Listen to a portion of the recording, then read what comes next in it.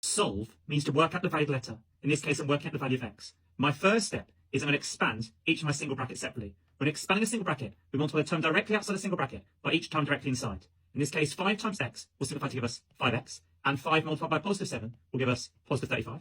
Expanding my second single bracket, I multiply the term directly outside. In this case, the term directly outside is negative 2. You must include the sign, and I multiply by each term directly inside the single bracket. Well, negative 2 multiplied by x will give us negative 2 lots of x, and negative 2 multiplied by negative 1. We know a negative multiplied by negative will give us a positive answer. So negative 2 times negative 1 will give us plus 2. And on the right-hand side, my equation is still equal to 97. Collecting like terms on the left-hand side of my equation. Here I've got 5 lots of x, subtract 2 lots of x, which will simplify to give us positive 3 lots of x. Collecting my number terms on the left-hand side. In this case, I've got positive 35, add 2, or 35 add 2. That will simplify to give us positive 37. And on the right-hand side, my equation is still equal to 97.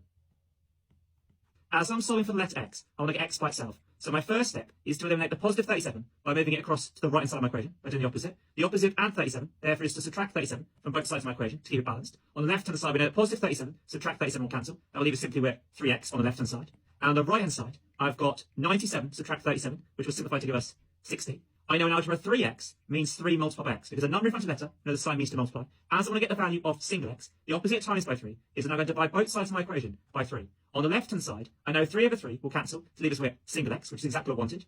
And on the right-hand side, I know 60 divided by 3 will give us 20. Your turn.